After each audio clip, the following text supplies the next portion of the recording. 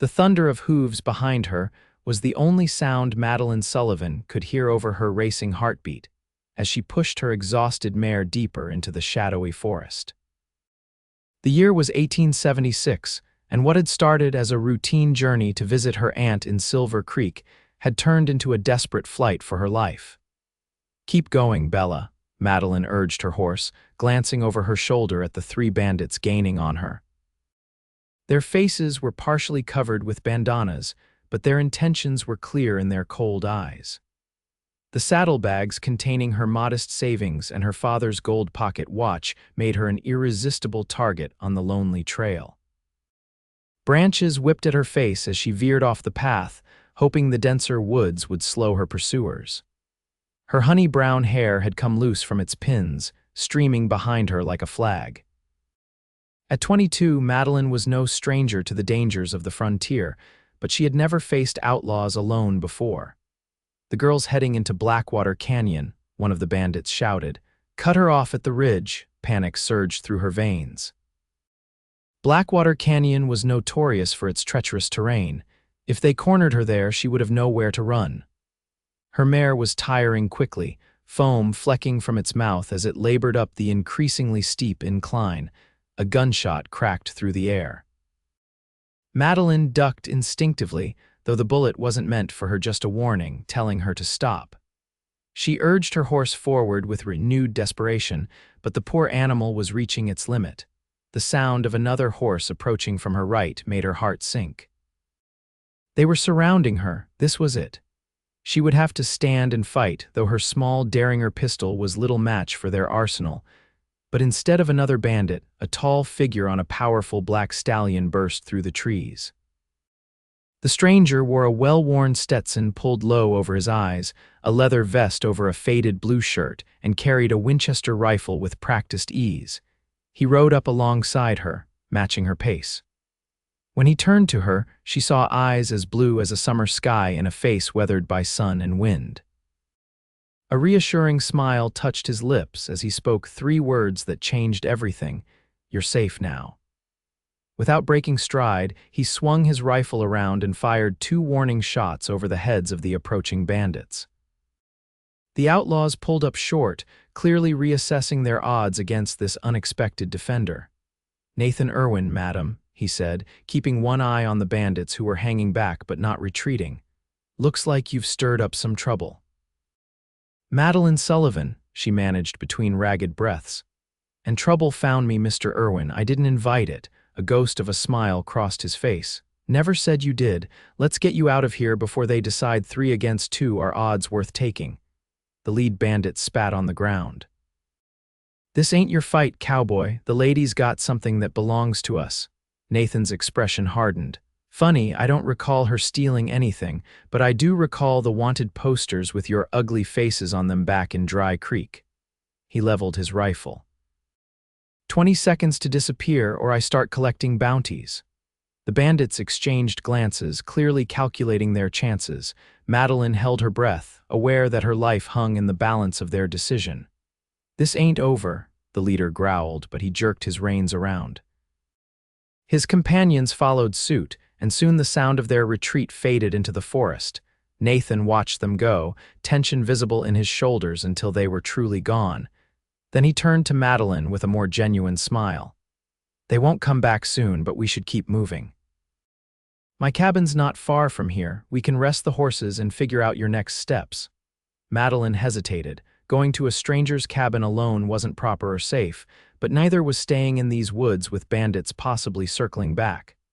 "I need to reach Silver Creek," she explained. "My aunt is expecting me." "Silver Creek's still half a day's ride and your mare needs rest," Nathan observed. "We can head out at first light tomorrow. I give you my word as a gentleman that you'll be safe under my roof." There was something in his steady gaze that made Madeline believe him. Perhaps it was foolish, but she nodded her agreement. "Thank you, Mr. Irwin. I'm in your debt." "Nathan, please," he said, "and no debt between neighbors. These are wild times. We look out for each other out here." As they rode side by side through the deepening shadows of the forest, Madeline found herself studying her rescuer. He wasn't handsome in the conventional way of the Eastern gentleman she had known.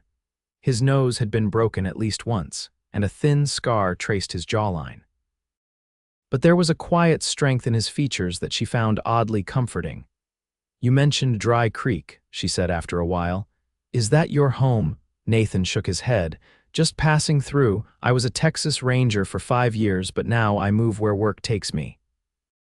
Been doing some tracking for the local sheriff, hunting those very men who were after you." "You're a bounty hunter then?" "Sometimes. Rancher when I can be, guide when someone needs one." His eyes crinkled at the corners when he smiled. "Jack of all trades, master of none, as my pa used to say." They crested a small hill, and Nathan's cabin came into view. It was a sturdy structure nestled against the backdrop of towering pines, with a small corral for horses and a thin wisp of smoke still rising from the chimney. "It's not much," Nathan said, suddenly sounding almost shy, "but it's solid and dry." As they approached, Madeline was surprised by the cabin's neatness. A small garden patch grew to one side, and stacked firewood was arranged precisely against the outer wall. This wasn't the temporary shelter of a drifter, but a home someone had taken care to build properly. Nathan helped her dismount, his hands strong and sure at her waist. The brief contact sent an unexpected flutter through her stomach, which she quickly dismissed as leftover nerves from the chase. "Let me tend to the horses," he offered. "Please make yourself comfortable inside." The cabin's interior matched its exterior, simple but well-maintained. A stone fireplace dominated one wall, a small wooden table with 2 chairs sat in the center, and a neatly made bed occupied the far corner. Various tools and supplies lined the walls, alongside a small bookshelf that caught Madeline's eye. It wasn't common to find books in frontier cabins. She moved closer, running her fingers along the worn spines. Shakespeare, Dickens, a volume of poetry by Tennyson, and surprisingly, several scientific journals. "They were my mother's," Nathan said from the doorway, startling her. "She was a schoolteacher back in Boston before she married my father and moved west. Said she couldn't leave civilization completely behind." Madeline turned, feeling caught somehow. "They're wonderful. I haven't seen a collection like this since I left St. Louis." "You're from the East, then?" He moved to the fireplace, adding a log to the embers and bringing the fire back to life. "St. Louis, yes. My father was a physician there, but he passed last winter, pneumonia." She swallowed hard against the sudden lump in her throat. "I'm going to live with my aunt now." "She has a millinery shop in Silver Creek." Nathan nodded, understanding in his eyes. "I'm sorry about your father. It's never easy losing family, especially when you're far from home." There was a story there, Madeline sensed, but didn't press. Instead, she asked, "May I help with supper?" "I'm quite capable in a kitchen." "I won't turn down help," he said with a smile, "though I should warn you my provisions are simple." Together they prepared a meal of beans, cornbread, and dried venison that Nathan had rehydrated in a stew. The domesticity of the task eased some of the day's tension from Madeline's shoulders. As they worked side by side in the small space, she found herself relaxing in his presence. Over dinner, Nathan told her more about his life as a ranger and his decision to leave the service after a particularly brutal confrontation with a gang that had left several of his friends dead. "I didn't lose my taste for justice," he explained, "just for following orders that got good men killed. Now I choose my own battles." "Like rescuing women from bandits in forests?" Madeline asked with a small smile, "Exactly like that." His eyes twinkled in the firelight. "Though I must admit, you're the first damsel in distress I've encountered in these particular woods." "I'm hardly a damsel," she protested. "If I'd had my father's rifle instead of just this derringer, things might have gone differently." Nathan raised his eyebrows. "You know how to shoot a rifle." "My father believed women should be able to defend themselves, especially on the frontier. He taught me to shoot when I was 16. She lifted her chin slightly. "I'm actually quite good." "I don't doubt it," he said, and she was pleased to hear genuine respect in his voice rather than the condescension she often received from men when she mentioned her skills. As the evening deepened, they continued talking. Madeline told him about her life in St. Louis, her father's practice, and her own interest in medicine, which had scandalized many of their neighbors. "Father let me assist him sometimes," she said. "I wanted to become a doctor myself, but the world isn't ready for women doctors," Nathan finished when she trailed off. "Something like that, though there are a few now, in the East at least." "The frontier might actually be more accepting," Nathan mused. "Out here, people care more about whether you can do the job than what's proper. I've met female ranchers, shopkeepers, even a lady blacksmith once." The thought was intriguing. Madeline had assumed moving west would mean fewer opportunities, not more. Perhaps Silver Creek might offer possibilities she hadn't considered. When it came time to sleep, Nathan insisted she take the bed while he made a pallet by the fire. Madeline protested, but he was firm. "My mother would haunt me forever if I let a lady sleep on the floor," he said with finality, and that was that. Despite her exhaustion, sleep was slow to come. Every time she closed her eyes, she saw the bandits chasing her, heard the gunshots. And when those images faded, they were replaced by blue eyes and a reassuring smile. Nathan Irwin was an unexpected complication in what should have been a straightforward journey. Tomorrow she would continue to Silver Creek and likely never see him again. The thought brought an unexpected pang of regret. Morning arrived with golden light streaming through the cabin's small windows. Madeline woke to the smell of coffee and bacon. Nathan had already been up for hours, it seemed, tending to the horses and preparing breakfast. "I hope you slept well," he said when he noticed her stirring. "Better than I expected," she admitted, quickly pinning up her hair that had come completely undone during the night's adventures. She was acutely aware of how disheveled she must look in her travel-wrinkled dress. After a hearty breakfast, they prepared to leave for Silver Creek. Nathan had saddled both horses and replenished their supplies. As Madeline watched him work, she noticed how at ease he seemed in this wilderness, how confidently he moved through his world. "Thank you," she said as he helped her mount, "for everything." He tipped his hat with a smile. "It was my pleasure, Miss Sullivan." The ride to Silver Creek took them through beautiful country open meadows dotted with wildflowers, streams gurgling over smooth stones, and forests of pine and aspen. Nathan pointed out landmarks and shared stories of the area, including a narrow escape from a grizzly bear the previous autumn. "Is your life always this exciting?" Madeline asked after a particularly harrowing tale involving a flash flood and a stranded family of settlers. Nathan laughed, the sound rich and warm. "Not always. Sometimes I go weeks with nothing more dramatic than a raccoon stealing my breakfast." "I can't decide if that sounds wonderful or terribly dull," she confessed, "both at times." His expression grew thoughtful. "The solitude can wear on a person after a while. That's partly why I keep taking jobs that bring me to towns." "You never considered settling somewhere permanently?" "Starting a ranch of your own, perhaps?" The question felt oddly personal, but Madeline was genuinely curious. "I've thought about it," Nathan admitted. "I even have land staked out a beautiful valley about 2 hours' ride from my cabin, good water, plenty of grazing space." He shrugged. "Just never seemed the right time." "What would make it the right time?" He glanced at her, something unreadable in his expression. "Something worth staying for, I suppose." The air between them seemed to thicken with unspoken possibilities. Madeline looked away first, her cheeks warming. Around midday, they stopped by a creek to rest the horses and eat a simple lunch of jerky and biscuits. Sitting on a fallen log, watching minnows dart in the clear water, Madeline found herself wishing the journey would last longer. "Tell me about your aunt," Nathan said, breaking a comfortable silence. "What is she like?" "Aunt Harriet is my father's sister. She's formidable," Madeline said with a smile. "Never married, completely self-sufficient. She started her millinery business from nothing after moving west 15 years ago. Now she supplies hats to ladies throughout the territory. Sounds like independence runs in your family." "On my father's side, yes. My mother was more traditional." A shadow crossed her face. "She died when I was 12. Childbirth. The baby, my brother, didn't survive either." Nathan's hand covered hers briefly. "I'm sorry." The simple touch and sincere words meant more than the elaborate condolences she'd received from many others. "Thank you." They continued their journey, the conversation flowing easily between them. Nathan told her more about his time as a ranger, while she shared stories of patients her father had treated.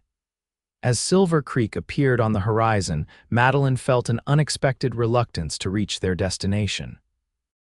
The town was larger than she'd expected, a proper street lined with businesses, a church steeple visible above the rooftops, and houses spreading outward from the central area. People bustled about, and the sound of piano music drifted from what was clearly a saloon. Millineries there, Nathan pointed to a neat shop with a large display window filled with fashionable hats. A sign above the door read, "Sullivan's Fine Millinery." As they approached, a tall, gray-haired woman stepped onto the porch, shading her eyes against the afternoon sun. Recognition dawned on her face, followed immediately by concern. "Madeline, you were expected yesterday. I was about to send someone searching for you." Aunt Harriet's sharp eyes moved to Nathan, assessing him quickly. "And who might this be?" "Aunt Harriet, this is Mr. Nathan Irwin.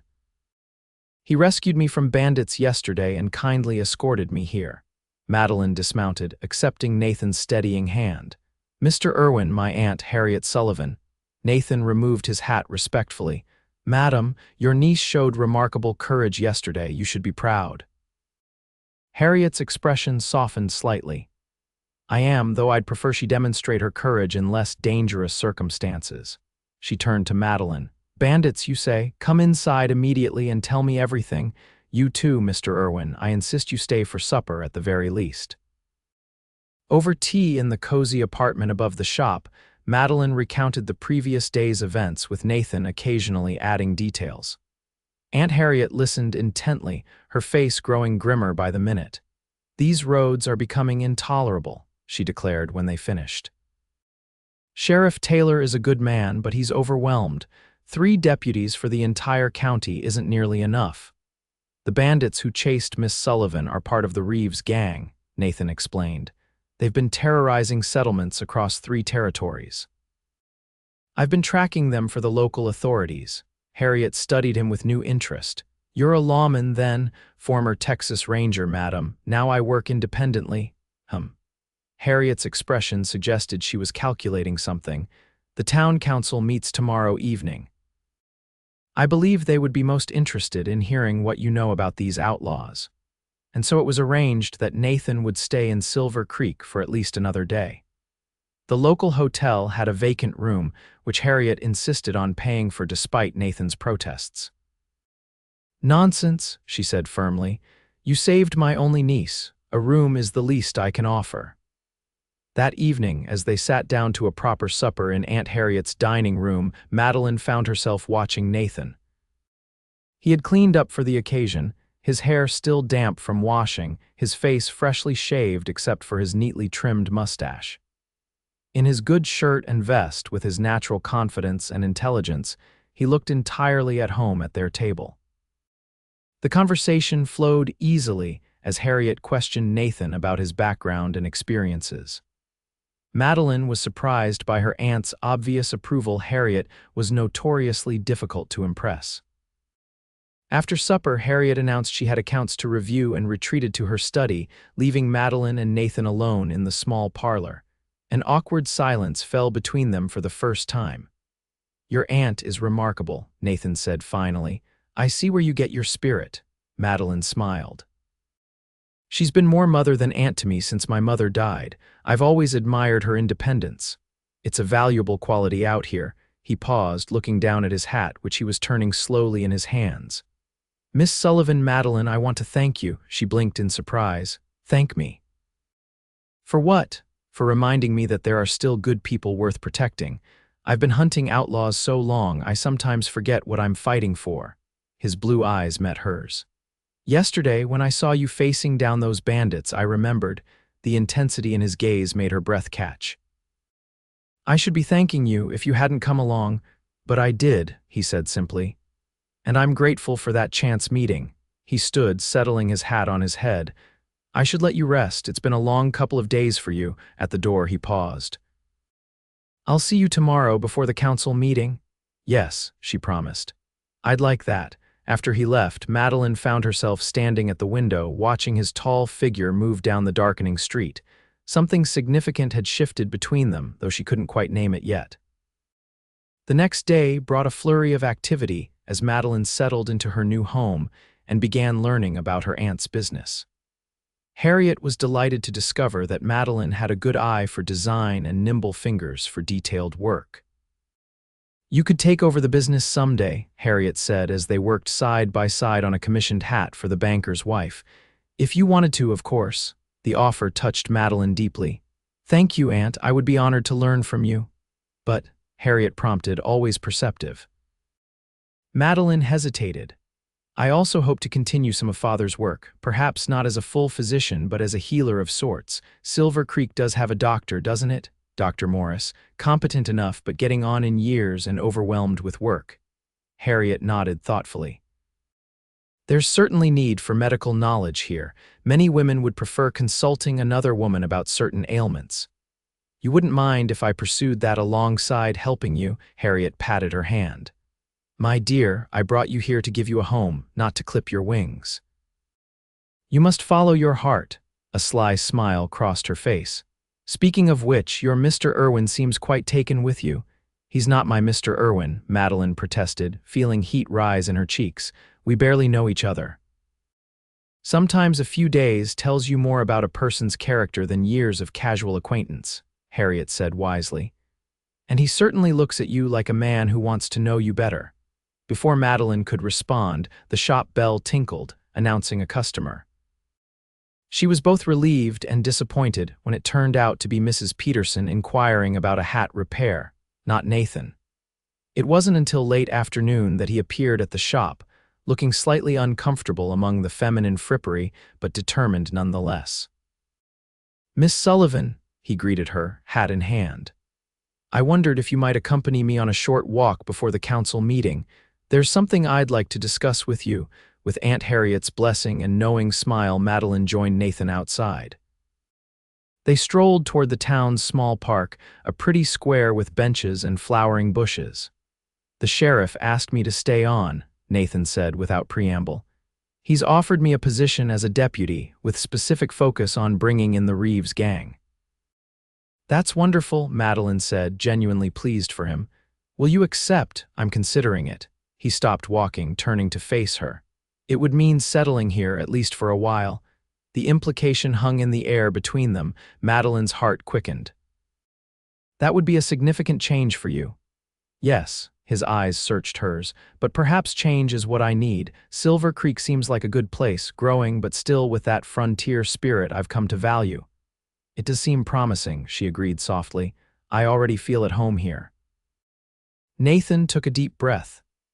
"Madeline, I know we've known each other only briefly, but I feel a connection to you I can't explain. I'm not asking for any promises that wouldn't be fair to either of us, but I would like the chance to call on you properly if you're amenable." Joy bloomed in Madeline's chest. "I would like that very much, Nathan." His smile was like sunrise breaking over the mountains. "Then I'll accept the sheriff's offer." They walked back toward the town hall, where the council was gathering. Hands not quite touching, but bodies angled toward each other like compass needles finding true north. The weeks that followed took on a rhythm that Madeline found deeply satisfying. During the day, she divided her time between helping Aunt Harriet in the shop and assisting Dr. Morris, who was delighted to have someone with her knowledge and enthusiasm. In the evenings, Nathan often called at the Sullivan home, sometimes for supper, sometimes just to sit on the porch and talk as the stars emerged above Silver Creek.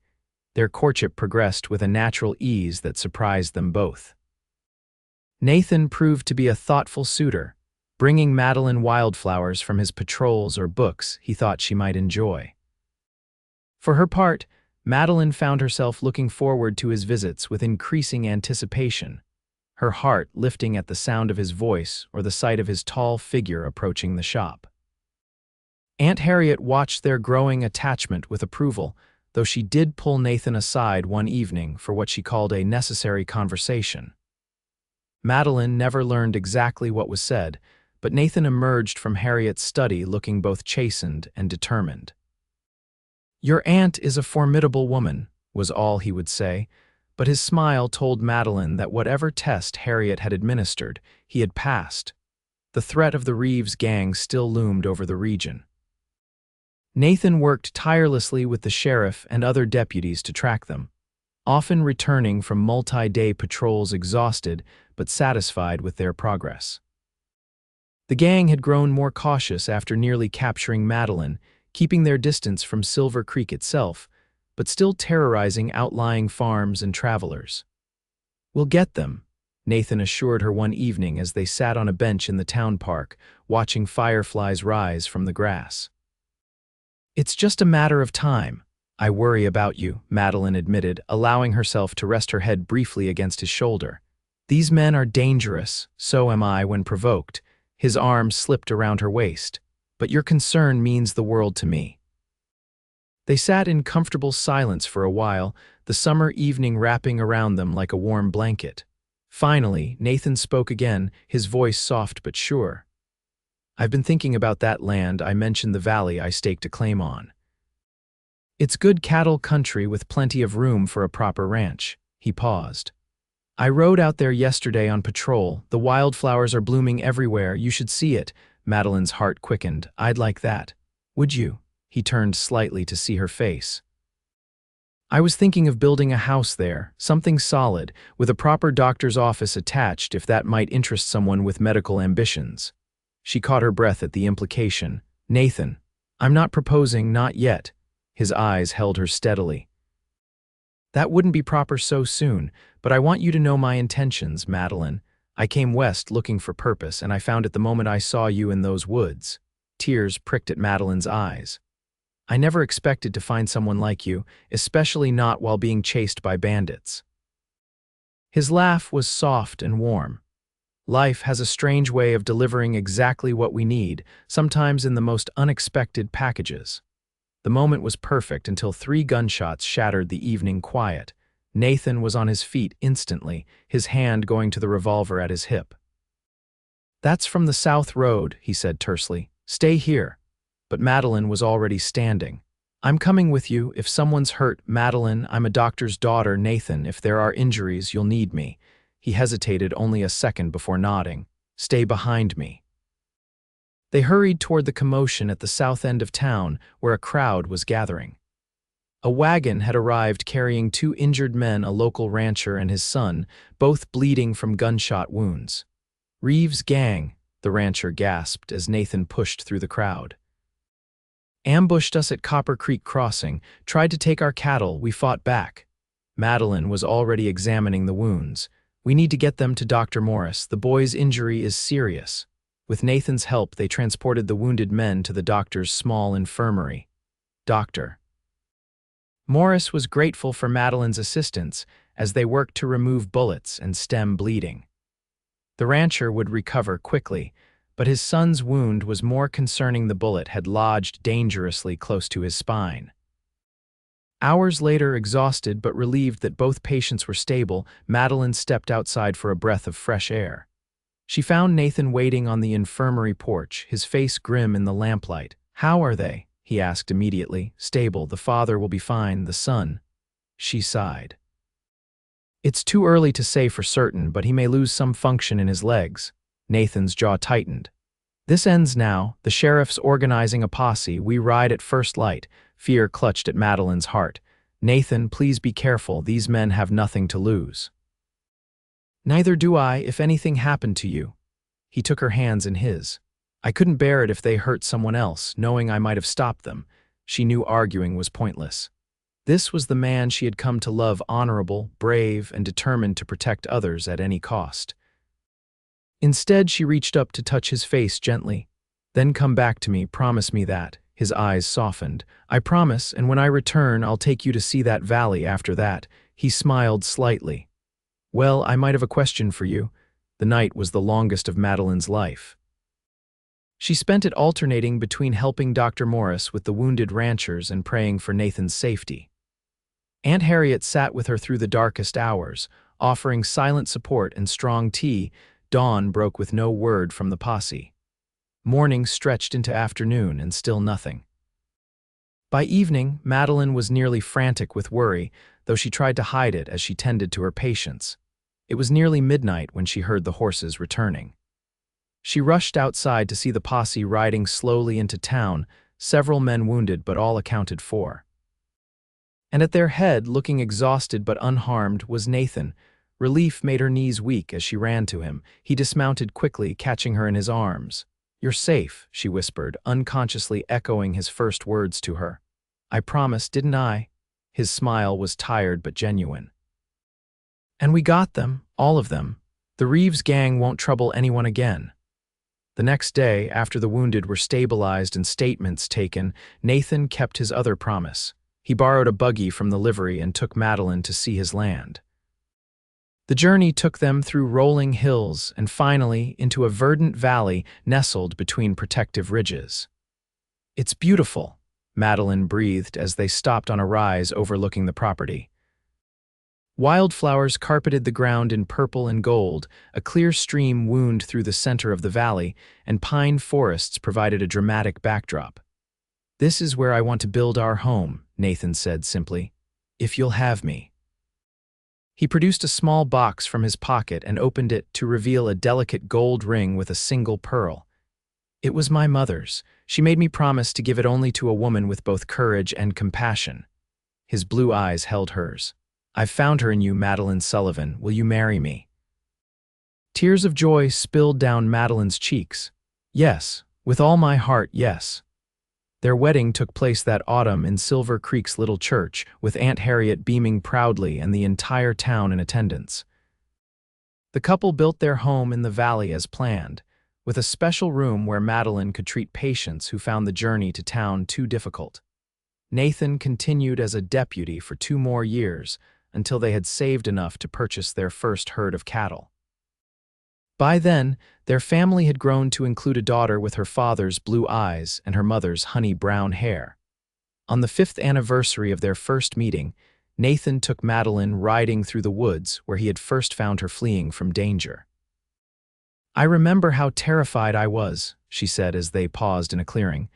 "And then you appeared like some hero from a storybook. And you looked like you were ready to shoot those bandits yourself if only your horse could have kept running." He laughed. "I knew right then you were something special, did you?" She raised an eyebrow. "You never told me that. Some things a man keeps to himself until the right moment." He leaned over to kiss her softly. "But I'm telling you now, from the moment I said you're safe, I was the one who was truly rescued." They rode home together through the golden afternoon, back to their thriving ranch where 2 children now waited, their daughter Emma and 1-year-old son James, and where a life neither could have imagined had taken root and flourished in the fertile soil of the American West.